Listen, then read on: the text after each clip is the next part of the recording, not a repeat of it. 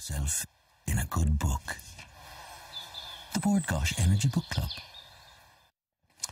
Now, how many of you watching may have thought to yourself, or indeed have been told, you have a book in you. You have a story to tell. But having it in you and getting it out onto a page and turning it into a novel, well, that can seem like trying to climb Everest in your bare feet. However, authors Emily Horrigan and Louise Phillips are joining me now with some advice for all you aspiring novelists starting out. Good morning to you both. You're both very welcome. Hi. You're looking nice and tanned. You're just back from holidays? About 3 hours, I'd say. Is the house still standing? It's still standing, but the sun has left his mark, let's say. Oh, right. You're going to pay for that later on. Right, to matters more serious. This weekend, Dalkey Creates will be taking place, not this weekend, Thursday, 13th of October to Sunday, the 18th of October in Dalkey. And there's going to be a whole range of writing workshops and events involving high-profile authors like yourselves. And part and parcel of it will be the idea that there's a story in all of us. Indeed, yeah. And, okay, how do you get it out, and where do you start, even before you go to a publisher and all the rest of it? I mean, you have this idea, people say, oh, you should write that down. How do you get it from there onto a page in a way that other people will want to see it, and that a publisher might actually sign you up for it? Well, there's lots of, elements of the process, and you mentioned Dalkey Creates there, and I'll be doing a crime writing workshop as part of that, and we'll kind of get into nitty-gritty of dialogue and characters and all that, but just to kind of answer your question about generally, I suppose there's a few things as a writer or a to-be writer that you need to have. One is, I think, that you have to be passionate about what you're going to write about. I mean, I would often say to people who are embarking on a novel, the one thing you really have to remember is that nobody is going to be able to tell this story the way you're able to tell it, so you're creating something really unique.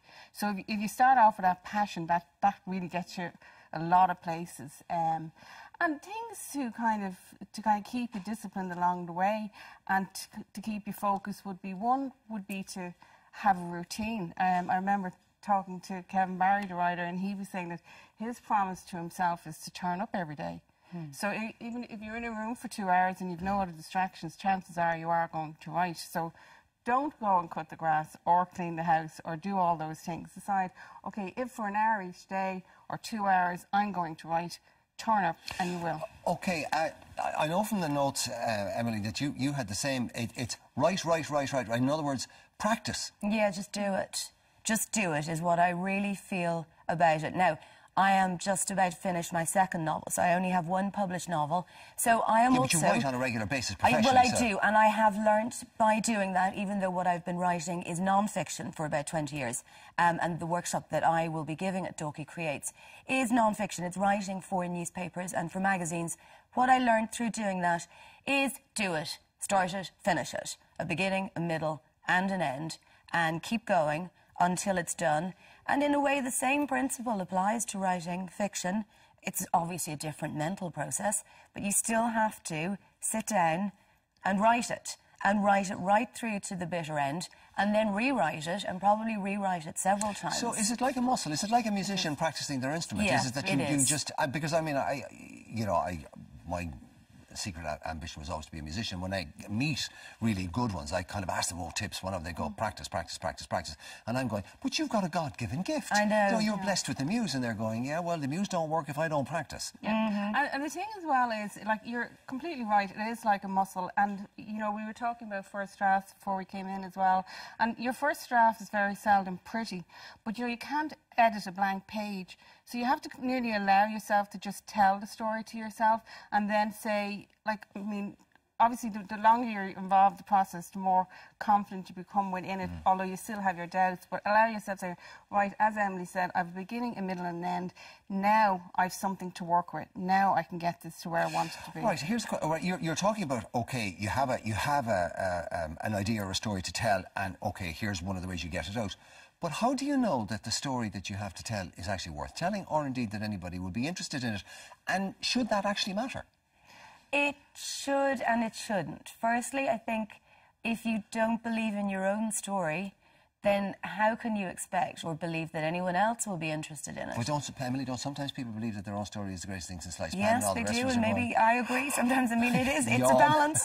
It's a balance. I think you have to believe that the story is worth telling and that you can do it. But I think you also have to believe that you have to work incredibly hard to tell that story in a way that someone else will be interested in. Is there any way you can find out whether the story is worth telling or not? I mean, how do you go about doing that? Yeah, the other thing, just to say there, because in relation to, say, people who are starting their first novel, going back to that point, how do you know whether it's good enough? A lot of writers, even very experienced writers, will have doubts, and it usually creeps in around 35,000 words, and you say, really, does anybody want to read this? And I kind of call that the murky middle. And what I say to myself, I like that. and what I say to say people who are starting to write a novel is, build a bridge and get over it. Get to the end of the story, because once you get to the end, then that murky middle will suddenly become much clearer for you.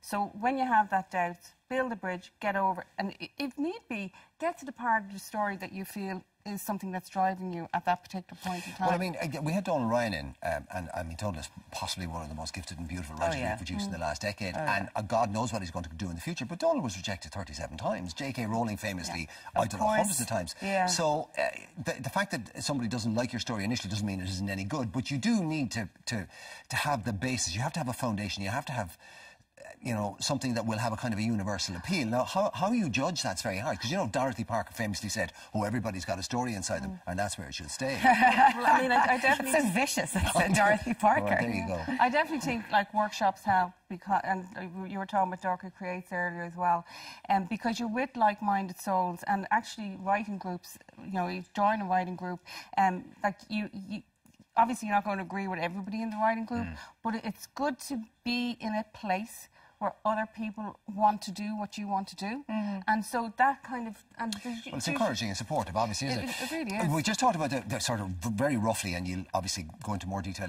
in the workshops, but OK, you have a story, work out whether it's a good one and whether you should tell it or not. Then when you've decided to do that, practice, because the more you do, the better it will be. Editing, I think, is a vital aspect of it, because... Editing's immense.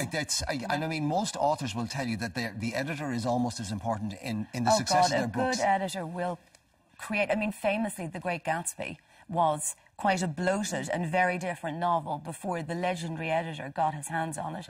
And with Scott Fitzgerald, turned it into the absolute classic of a book that it is. Should you be brutally brutal at cutting your own stuff? I mean, and is that possible? I mean, it's like Stephen King says, you know, kill your darlings. You know, you do have to sort of kind of... That's brilliant. Like, if you've created a chapter and it took you 6 weeks to write it and it's not working in the story, you have to learn to just delete. But also, the great thing about editors as well is, because if you're writing a novel, you've probably been involved with it for months and months and months, and you've reread so much of it, you need a fresh pair of eyes, you know. Well, look, you know, we're not going to launch any careers here, but there's a few ideas and a few tips, and if you want to know more about that, www.dockycreates.com, various workshops. Who knows, maybe these two ladies will be the ones you decide to attend. They're nice people anyway, so nice to meet them. Right, how would you like to win a €100 book token and a gorgeous rug to snuggle up under in the coming cold winter ahead? Head over to our Facebook page for details now to enter. Lose yourself in a good book. The Bord Gáis Energy Book Club.